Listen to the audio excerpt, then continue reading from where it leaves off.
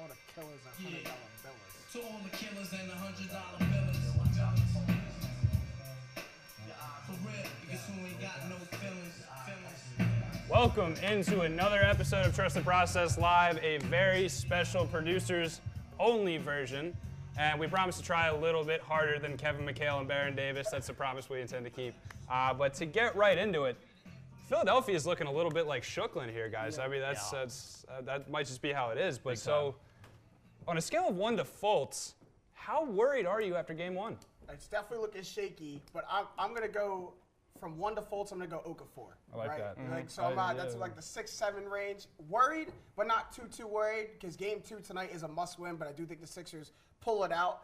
There's a lot of things that happened in game 1 that cannot happen again in a playoff game. I think it starts with Embiid only playing 24 minutes a game. Hurt 24 minutes. Hurt 24 minutes. That you cannot move unless your best player is moving forward at a high level, especially in the playoffs. It starts right there for me.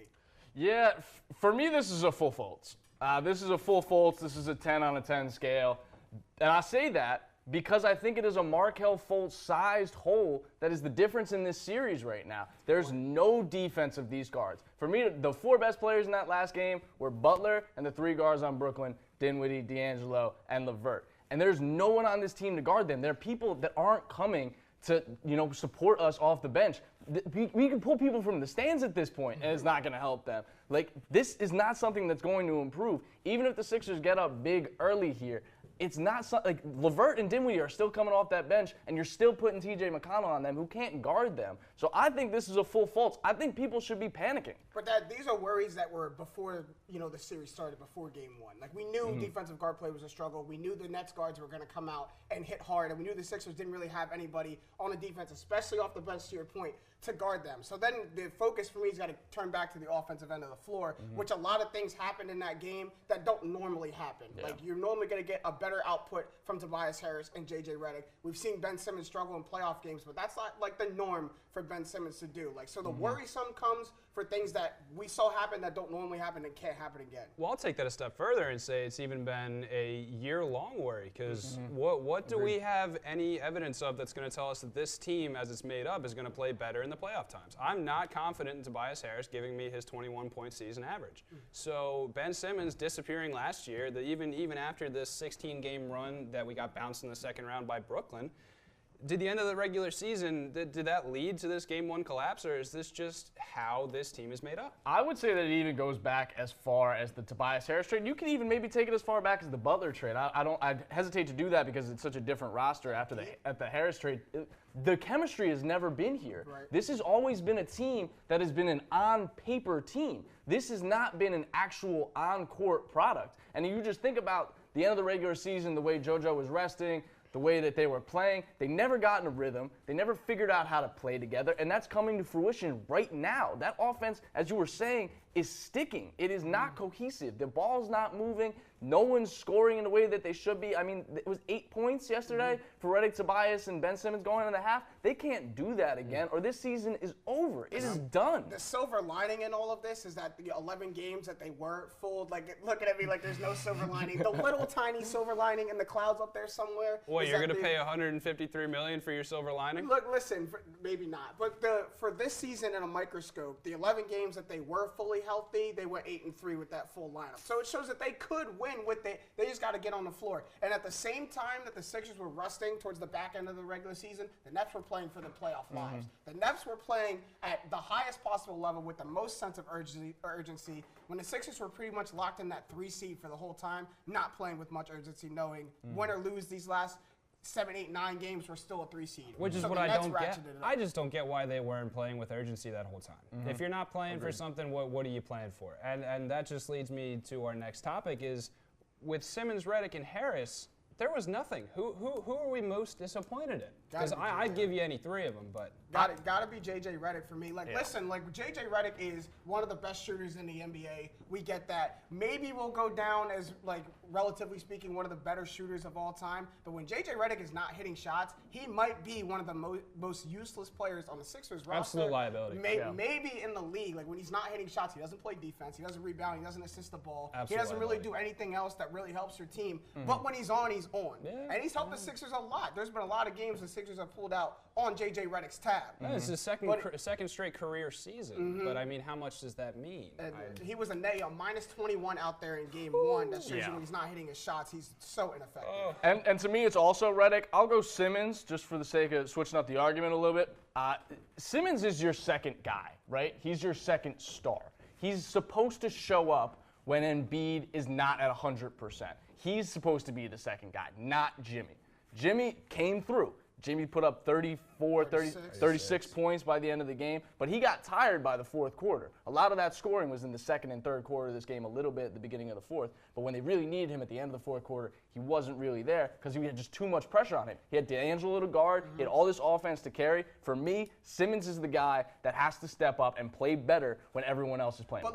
Look at Ben Simmons. Like, don't just look at his points. Like, Ben Simmons had a good output in other factors of the game. Had 7 rebounds, had 3 blocks, had a couple assists, had a steal. A couple, right? It wasn't his best game. We know that. That's why he's on this short list of whose fault it was. It wasn't even his good game. But I think he had a better game and more impact on the game than J.J. Redick. J.J. Redick hit 2 shots all game, 1 from behind the arc, and didn't do anything else on the stat sheet anywhere else. He was just running around out there. And this isn't to let Tobias Harris off the hook. You forgot Tobias Harris was out there. That's who I'm going with. He may be by default not to blame, but he's still one of the people to blame. You were brought in to be a scorer. You're telling me you averaged 22 to 23 points a game, the regular season, and you give me 4 points. But on every other team, what was Tobias Harris? He's the best player on a bad team. Option-wise. He was the first option. First or second option on every team. Now he's like third, fourth, but he's getting good looks. Yeah.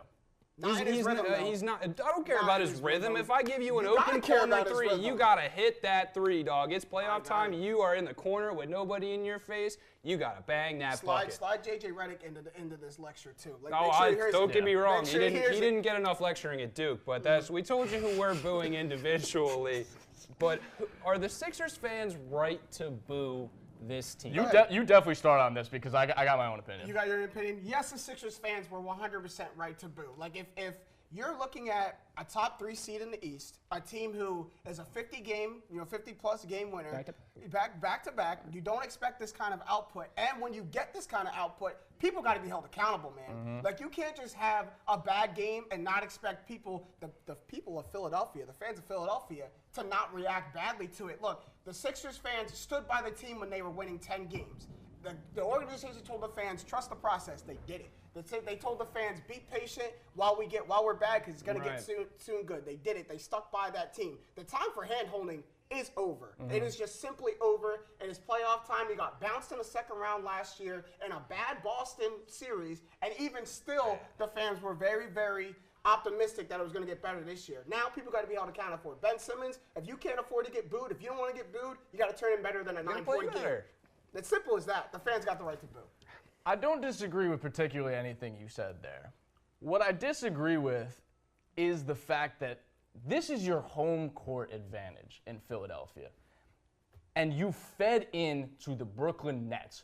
When you showed up to that game on Saturday afternoon, you were not actually supporting the Philadelphia 76ers. You supported the Brooklyn Nets in their upset bid to try to beat them because they fed off the boos. You saw the way D'Angelo Russell was reacting, and as he started to heat up, how much he jawed with the people and egged them on. It was the Philadelphia fans' fault for buying into that and to not supporting their team. It wasn't like they were blown out the whole game. It wasn't like Brooklyn led this thing wire to wire. This was within 2, this was within 4, this was within 8. They had their runs, but they kept waiting like the Lob City Clippers fans used to do back in the day in year 5 and year 6. They were waiting for the lobs to start. They were waiting for the show to start. They were waiting for the people to arrive instead of showing up and showing out in the way that Philadelphia is. You could say they're passionate fans. It's a frustration thing, though. When they got within It's an effort thing. When they got within 4, the Sixers are making the same mistakes we watched the Sixers make countless amount of times. I can't watch that anymore. That's my biggest thing is the mistakes don't get rectified. What are we supposed to do when Ben Simmons goes to the free throw line and misses 2 free throws in a key situation? It's okay, Ben. You'll get them next time, buddy. No, my man, you are a top-tier player in the NBA now, trying to bid for superstar status. Or trying to be. Trying to be a superstar. Superstars got to turn in a better game. Put it this way. Ben Simmons and Joel Embiid are Sixers franchise players, right? Sixers franchise players. Who's the last Sixers franchise player before them. I know you want Allen me to Iverson, say right? it. Yeah. Allen Iverson, right? Was Allen Iverson turning in any playoff game like Nope. this? Was Allen Iverson ever getting booed in the playoffs? Nope. No. If Allen Iverson tried to turn in one of these mediocre, lackluster games, you think he might have got booed a little bit? I'm just saying, if Philadelphia doesn't show up tonight, the city of Philadelphia itself is sending this team home more than anything they do on You're the right court. about we're mailing that, it but in. as they should. But as they should, because I'm not going to put you out there if you're just going to get slapped around. I'm going to bring you home and get you some ice cream and let you rate it out the rest of the time. One person that I'm not going to stop booing, though, guys, it's out of all these players, I know you not. is Brett Brown. I know you not. ET's not either. I ET, am- we're here We for got you, ET. We got you. I bet on this horse, and I'm gonna die falling off of it. The guy needs to go, and I'm gonna put it out there. I think they'd be in a better position letting Monty Williams coach the rest of the series. Here's the thing. I might agree with you that he's a dead man walking because after, getting this much talent, after your roster improves on paper, like you said, this much, and then you win one less game in the regular season, that's got, where do you point to that? Like, a lot of that is coaching. A lot of that is game planning where you're putting guys in positions, the matchups you're throwing out, the lineups you're throwing out. But He tried to use Boban Marjanovic the same way that he used Joel Embiid. If that doesn't raise every color flag that you have, it does a little I'm bit. not. I don't know what you're doing. Firing him I in don't. the middle of a series shakes your world too much. Shake the world. Yeah, I mean, Shake need it. an Shake earthquake, the man. world. I'm tired of these And guys that- walking around the city like they've won 3 titles in a row. Everybody's talking about how at the end of this era in Philly basketball, we're gonna have 3 to 5 titles. We're gonna do this. We're gonna do that. These guys act like they have it. We're producers. That was them on the Game of Thrones episode talking about they got 3 Oh, I'm not championships. even, I'm Looking not ahead. even just 10 talking years. about Yeah, us. look. I'm talking about all the talking heads around this city going, oh, the Eagles are going to have this. The Sixers are going to have that. The Phillies are going to have this. Everybody, they act like they have it. Yeah. And it's on the coach. Yeah. And A lot of that I'm going to put on the fans in the city when the Sixers went from bad to good really quick. So when you go from bad to good really quick, you look at the people who took you to that good, not great, not elite, but took you to that good, and you say like, well, we're going to give them everything because we were in a rabbit hole 5 months ago. Now we're in the playoffs. You know what I mean? So it's like they wanted to. But put how all many those countless investments. other players have been given that and not been complacent? True statement. True statement. So for Brett Brown, I don't think Brett Brown is the only dead man walking here if they lose in the first round. Good point. Assad. So, we know Tobias and Jimmy, they're both free agents. After last game, Jimmy's ink's on the deal. No, like it's that deal is forward. Jimmy's because got to do it again. He's got to do it he again. does have to do it again, but without Jimmy last game, that was a 50, 60-point effort from the Sixers in the Right, playoffs. right. Ben is on the chopping block here. Whether he wants to admit it or not, whether people in this city want to admit it or not, the crowd, the favor is turning. Like Euron Greyjoy said, they don't care what head's on the spikes. They just like severed heads. And Ben Simmons is on the way to that. AD's out there. Put AD next to Joel and have the most stout defensive team the league has maybe ever seen. I've said this before, and I think half of it is Ben Simmons and half of it is the Sixers because the Sixers need to move on from Ben Simmons being their point guard. He can break up the ball. with that. He can I'm with he can that. handle Yeah. the ball fine. Him being your actual point guard limits what you can do on the perimeter on your offense, and it's showing. Yeah, I'm with that. But share the show. Let us know what you think about Coach Brown, his decision makings, and his future. And quite honestly. But so besides the impending upset of our Philadelphia Sixers in the first round, what? Great attitude, by the way. Very pessimistic attitude. Two-thirds of the set believe that right now. I am morale-less. But which other upset in Game 1 of Series 1 is bigger? You know what I mean? Like we've got all across the league, we've got some pretty big upsets. I think it's San Antonio has the best chance to move on and play the winner of Portland OKC.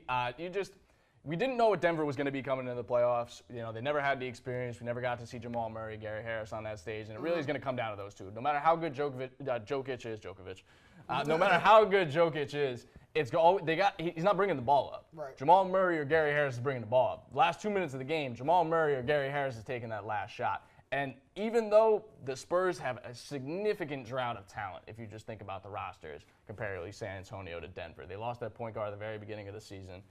But they still got Pop. And it's something I thought, as people were writing off Denver, Popovich is still the best coach in this league without question. Brett Brown literally has a job and 3 years of this job because of how good Greg Popovich is. And Still running the same zone. The playoffs, easy, buddy.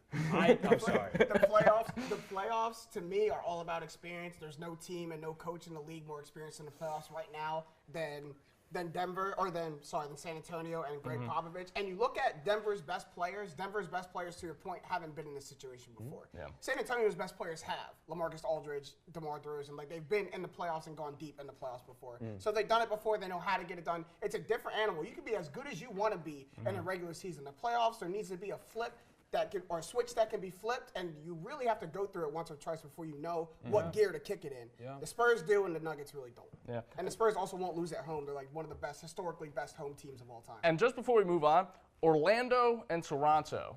Now, many people said that this was going to be either Toronto in 4 or Toronto in 5. This is now a Toronto in 6 or 7 series, I think, after this game. They are very scrappy. They can guard anybody. And that's the biggest thing. They can have guard the anyone. bodies to throw at people. And Kyle Lowry doesn't do well when you got pests on the defensive side. DJ Augustine is a pest. Big old zero. Yeah, DJ Augustine. Big is a old pest. zero. Yeah. Gotta love playoff Lowry. Gotta love him. He might. Go Cats. I don't know if we Go have a to. Wildcat, but I need a better. Yeah, Just D-Ray. one last thing. If Brooklyn wins this series and they move on and they play Toronto, I think Toronto could sweep Brooklyn. I think it would be actually an easier series for Toronto than the Orlando series is now because Brooklyn is not as deep on the wins. Better matchups. Better matchups. Yep. But that is going to do it for our main event. Before we get into rapid fire, a quick word from our sponsor, Indigo Bike.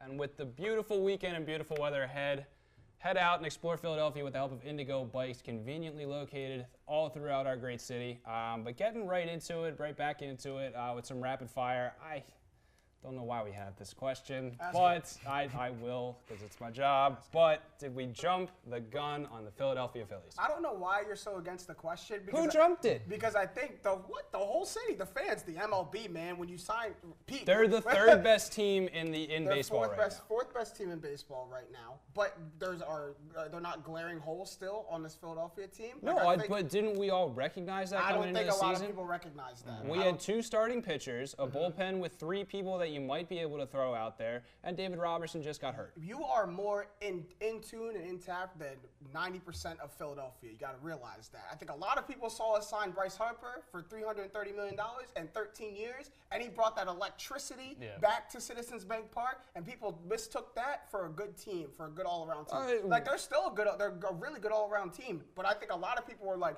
the 162-0, that might have been a little bit of a joke, but people were really thinking that the Phillies were going to play 14 games before they lost one. And it's not just Harper. It's the whole rhetoric of they got 3 people who were the best at their positions last year. They got Real Muto, they got Segura, and they also got my man, Andrew McCutchen, my personal favorite baseball player of the last decade. I love that guy, former MVP. They definitely, I jumped the gun a little bit. I thought the Phillies were the best team in baseball, honestly, even though I knew about the weaknesses, even though I hang out with this guy and told me about him. You see the lineup, you see the power that it can generate, and it's like, you know what? They can make up for the lack of pitching. Because they're going to be knocking it out every night. It's still the best lineup in baseball. I don't think it's the best complete team. It is, well, obviously, because you see you're up 6-1 against the Nationals, and the bullpen blows that lead. But I got to give big ups to our bullpen because they stepped up, and it's starting to show. I'm glad that we're starting to come back down to earth about the Phillies a little bit because I need to see them win games with more than just home runs, with more than just Harper and Hoskins generating those, with more than just big, huge plays. Like they needed that 3-1 win against the Marlins. I needed to see In that. 14? I don't need to see 14 I don't innings. need to see 14 innings, but I need to see a grinded out win. I need to see Gene Segura hitting the go-ahead hit or go-ahead home run. That's my guy. Not Hoskins or Some Harper. John Segura. And some John Segura. Yeah, There you go. yeah, And the bullpen was the biggest factor in that game. Yeah, Victor Arano, maybe know a what I trip mean? down to the minors does help Does fix you look good. some 14 stuff. 14 strikeouts in 8 innings and 0 runs. Like that's what a really good bullpen does. Something we haven't seen from the Phillies since about 2008. That's pretty wild. I need to see a quality start from Nola because that is something he has not given us yet. That'll give me a lot of peace of heart. That'll give everybody a lot of peace of mind. But Brent, sticking with the minor leagues, somebody they signed out of the minor leagues without playing a professional baseball game in his life was Scott Kingery. I'm a big Scott Kingery fan. I will rest on those laurels. And I have always been, I won't say always, but for a while I've been on the get rid of Cesar Hernandez trade. I'll let you answer this first because I got a big take on that. You know, I'm a big institutional guy. I think that you can work this new guy in. Not familiar with Scott Kingery's work, but you know we've seen Cesar. If it comes to the point that he's playing better than him, and it's like you gave Cesar a couple starts in the week, you give Scott a couple starts, and Scott proves to be the better player, let's go with him. To go with the hot hand because you need the bat at the end of the lineup. As we talked about with the pitching, every single run is going to be important here. So if this guy can tear the cover off the ball, put him out there. And I think this is coming because in Scott's first start, he went 2 for 4, and then afterwards, Cesar is very, very struggling. So like if I had to choose right now, right in the time, gun to my head, I would probably go Scott Kingery. I know you like that, but don't run away from Cesar Hernandez now. Like Cesar Hernandez hit 7th, so when the lineup goes to the back half, to the last third of the lineup, then you turn it back over to speed. You put Scott Kingery in there. Scott Kingery stole 30 bases in AAA. In AAA, this is not AAA. Does speed anymore. not translate? We're not in Kansas anymore. Like this Dog, is not I triple. don't- This is not AAA. We got Tornado warning last night. We might be in Kansas. we got Golly. catchers like JT Realmuto up in the major leagues throwing people out off curveballs. So and Cesar Hernandez, as fast as Scott Kingery might have been in the Cesar minors, doesn't run. but he's got way more speed. Plus he hit better in a longer period of time last year and throughout the whole 2018 He was season. hurt. He was hurt. I'll give it. I don't Cesar- want to see his production. Cesar had a 253 average and 15 home runs compared to Kingery's 226 and 8 home runs. Okay, so over a longer period of time, not just the first 14 games of the season, over a longer period of time, Cesar turned out to be the better bet. I get that. And He probably would have done better. He was hurt. I'll get you that. But one Scott Kingery we are betting on to be our second baseman of the future. We need to get good. But his natural position is shortstop. Cesar's natural position His is natural second. position second. He played shortstop all last year. That's because of the need. We didn't have a shortstop. He was drafted out of college as second baseman out of Arizona. Okay. The guy is our second baseman of the future. That's just what it is. I will give props, however, to Gabe Kapler with sticking with Cesar. He did stick with Cesar through all the slumps, through all the up and downs, no stolen bases, the strikeouts, and he rewarded him with a home run yesterday. So I'll give credit to Gabe in his second year of being a manager for learning how to not over-tweak the lineups. Last year, Did it too much last year. Oh, by this time, Scott had already played, second base, shortstop, left field, center field, and right field. I think third base in there, too. Like that's Right. He is learning how to be a better manager. And Cesar adds a little bit of diversity to the lineup because he's a switch hitter. So like, That's- you throw it that's- off a that's little very bit, true. and you put That's Scott very Kingery in true. there. You put another right-handed batter in there in the midst of You're 4 right. right-handed batters in a row. Very right-handed heavy. But that's a decent story in sports, Gabe's confidence in Cesar. But what is the best story in sports going on right now? Is that our Virginia Cavaliers, or is that the return of the Roar yesterday with Tiger? How can you not say Tiger Woods? No, I'm with you. It's I'm with very you. hard. It's very hard. I not just to asked the Tiger. question. No disrespect to Virginia, because losing to a 16 seed and then winning the national championship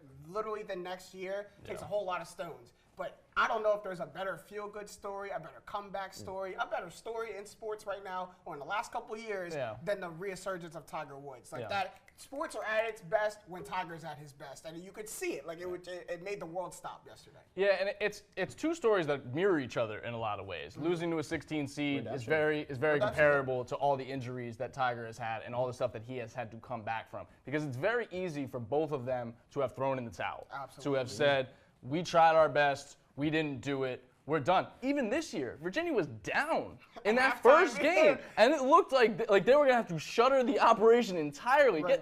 Forget about getting rid of the coach. Shut the whole team down. Shut the whole organization down. And it takes something for 18 and 19-year-old kids to like muster up courage again, not only to go back into the tournament and not be like almost afraid to go back in the tournament, but to be down by double digits again to a 16 seed and kind of like pick yourself up by your bootstraps and go back in. But the reason why I say Tiger Woods might be better of a story, because within the overarching story of Tiger Woods and Virginia, Tiger Woods defeated so many more mini battles within the big battle than Virginia did. Like he defeated health, legal, injuries, addiction, endorsements, and then going back into golf when Jordan Spieth is on the rise now, Bubba Watson is on the rise Ricky Fowler on the rise now, Phil Mickelson decided to come back to golf swinging. I love me some Phil. So like he had to defeat so many more little battles inside his big battle than Virginia did.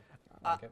I'm leaning Virginia just because March Madness is the hardest thing to win in sports, in my opinion. To go start to finish Does in the March Super Bowl Madness. not exist? But is the Super Bowl like a 6-game where you're gonna have to go and beat No, it's people a full escalating? season of the most brutal sport on earth. Okay, but has anyone won March Madness 6 times in the last decade? No. The Patriots have won the Super Bowl 6 times in the last decade. I think like if you just think about the moments, like Kyle Guy going to the free throw line, down 2 with 3 free throws on the Underrated line. free throws, by the way. It's those underrated free throws, by the way. from a young guy. Those are very hard to hit. They were down to Texas Tech in a championship game. I'll give the slight edge to Virginia. Yeah, I hear you. Good. So we'll share the show. One, tell us who you think was the bigger sports story, Tiger Woods or Virginia. Hint, Tiger. But when we're looking at the sports stories, when Tiger is done writing his story, is he going to be able to say that he's better than Jack? And so this is why I say that the Virginia story is slightly better, because I don't think Tiger's story is done for this year. That's true. Tiger Good Woods. segue. That's true. Thank you. I hear you. Tiger has two of the majors that are coming up this year are on courses Tiger's already won and he's comfortable at in Pebble Beach and Bethpage Black. These are places he can go back to and win again. We could realistically see a multi-major year from Tiger, and I think he needs to get at least one more Wouldn't this that be sweet? year. Yeah, Wouldn't that be awesome? It'd be amazing if he won it. I think it's amazing. I don't even think the sports world has even comprehended that. Or we're is not even ready for that. They're Social media is not ready for that. But No, if not someone at all. tweeted the other day, this is Tiger's first win on Twitter. Tiger's first major win on Twitter. Yeah. And it It's a literally- good point. We're not ready Twitter for that. almost crashed. And I agree with you because Jack Nicklaus won his last major at 56. Yeah. Tiger's Old, man. That's old, man. It's a decade later than Tiger is right now. Tiger's 10 years younger than that. So to think that Tiger won't at least catch him in majors, 3 in the next 10 years, especially if we're seeing like the second ascension of Tiger Woods' career, which means we got a whole lot more winning to do. Right, like you said, only 3 more majors and one more Masters title, and we got a pretty good conversation. Now we're putting Tiger on the logo of an Arizona bottle too. I'd be up for that. I'd be cool with Tiger that. Woods. Arizona, shout outs. We want to talk. Let's talk about that. I love Arnold Palmer, man. This isn't even a plug. That's good stuff. Marty Palmy? And it's always stayed 99 cents, so big ups. Yeah, big ups. Well, not in Center City, but we're in Philadelphia. Damn so soda sugar tax. We're not gonna. But we're gonna throw it over right now to Jake, who's usually up here with upon further review. What you got for us, Jake? What's going on, guys? You're doing a great job so far. But the first question I have for you: was the process worth it? You seem to be the most invested Take in it. the process Take it. up here. Take I'm it. not crazy. Was the process worth it? Like, I'm sorry, did you not get what you were looking for? Do I have a replica ring on this finger? No. But the process was about getting out of the 15-win, 20-win rut that the Sixers were in. It was about losing to get good draft picks, to get star-level players, to get all-stars. But what was the end of it? They did that. But what was the end of it? What was the goal of the process? That's a very vague question. What was the end goal of the To process? win championships, to put replica rings on Jimmy's finger. I would argue the immediate goal of the process was to get the Sixers out of the rut. It did that. You know what We I mean? left the basement, but we're stopping. We're not. Hey, look, we're not in the penthouse, but are we in the basement? Are we even on the first floor Elevator anymore? got stuck. Okay, got stuck. It's got stuck on the 6th, 7th floor. It's got some ways to go, but we're not in the basement anymore. The purpose of the process to me was the acquisition of talent. And if you think about all of the talent that they have either lost or traded, to end up with these two guys who Joel Embiid is one injury away from never playing basketball again. If we're That's being a very little frankly honest, hyperbole. it is a little hyperbolic, but we saw this with Odin, and it's not like Embiid doesn't have this injury. That's what I'm saying. That's what I'm saying. I'm reeling it back. I'm reeling it back. He's obviously much better than Odin is, but you're putting your whole stock on Joel Embiid's health going forward, because if he's not in this lineup, Simmons isn't leading this team. Yeah. So if you did all of this to get a guy who's playing at a position he likes, but maybe should be playing at another position, and then you have this guy who's a bona fide superstar, but he's only playing sometimes in the second half, and then they're talking about plant activation issues in the middle of the game. The Sixers' weariness on anything in terms of injury is really concerning beyond anything else. That's a whole other issue. But I had to break out a thesaurus for most of the press releases. That's a whole other issue. But if we're talking about the acquisition of talent, you talk about Michael Carter-Williams, you talk about Nerlens Noel, you talk about Jahlil Okafor, you talk about Markelle Fultz, you talk about the missed opportunities with Tatum, you talk about sending Shamet out for Tobias Harris, you talk about clearing the coffers with Covington and Saric. I can go on and on.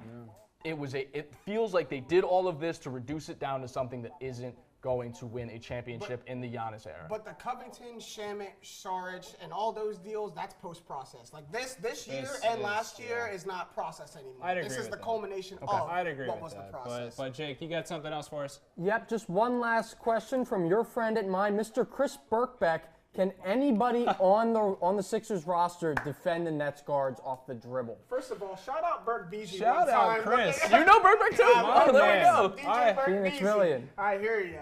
A fellow The answer to the question is no. I think we're No, good. Chris, outside of Zaire Smith, I don't think we have anybody besides maybe you that can defend these guards on. It depends on the matchup. Jimmy Butler might be able to slow somebody down past that. It's You don't a got hard three Jimmy no. Butlers, It's a though. hard No. no. Don't got three Jimmy Butlers. I'm so sorry. As soon as D'Angelo Russell sees J.J. Redick or T.J. McConnell or any of the Brooklyn Nets guards, it's like Shooklyn. blood in the water after that. Yeah. No. But that's going to wrap up upon further review. Excuse me. So let's get into tap outs. Start out? Go for it. It's a long-winded tap out. I'm gonna hop on my soapbox real quick. Hi. If you guys know me, ever since high school, I've been working on like this crazy dream of doing this at a much higher scale. Working towards ESPN, and I'm getting my little start here, and also starting a podcast with my good friend Jake Galley, who's normally up here. It's called Straight Facts. It's going to be airing on all streaming platforms, and in partnership with First State Studios and Beasley Media Group. We call it a show that educates and entertains. So if you guys want to know some sport knowledge and also laugh and have a good time, check out this podcast. And if you know me and Jake, you know we're going to bring it every episode. It's going to be something great and something to look forward to. I could use it.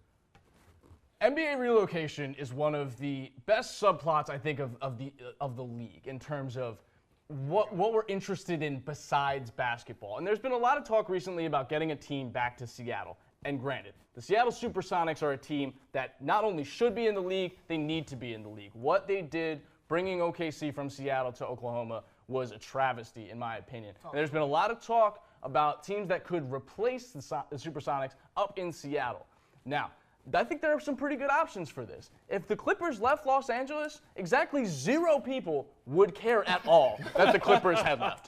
0. No one would care. I talked to my buddy who's actually a Clippers fan. I threw this up to him. I said, if the Clippers moved from LA to Seattle, would you follow them? And he said, absolutely. So that makes a lot of sense to me. New Orleans, with an ownership situation right now that is in flux, that has, the widow of Tom Benson is now in charge. It makes sense for me to move and sell the team as a result of that. One team it does not make sense, though, for is the Memphis Grizzlies. I was about to ask about This your is where Memphis it was Grizzlies. going. Come on. This is where it was going. I am a Memphis Grizzlies fan. Now, granted, attendance this year, they were the 4th worst in the league. It's not great numbers, but you saw what the city of Memphis can be when you put a competitive team out on the floor. That is one of the most raucous crowds imaginable. You want to know a crowd that won't boo their team, Philadelphia? Memphis. You see it in Toronto, you see it in Denver, you see it in Oklahoma. Keeping teams in these small markets are the best way to drown up interest, to drum up interest, and to keep the league competitive and balanced. You're That's right. my tap out. You're right. Memphis won't Keep boo. Memphis in Memphis. You're right. Memphis fans won't boo. They just won't show up if they're bad. I thought I was the Reverend. That was a whole bunch of preaching. He preached. Yes. He did preach. Needed to be said. Outdid me, but I'm gonna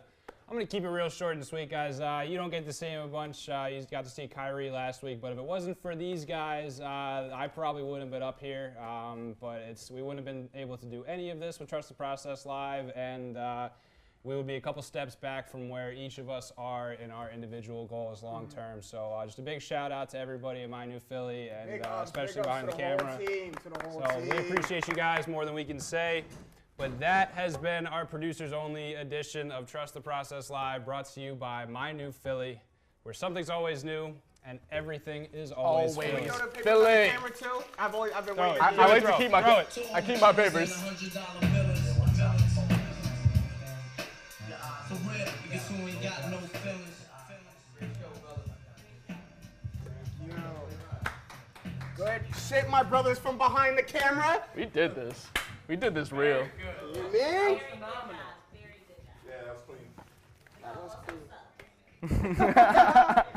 Keep me there. Ebony can never hear you. Yeah. Ebony keeping us grounded.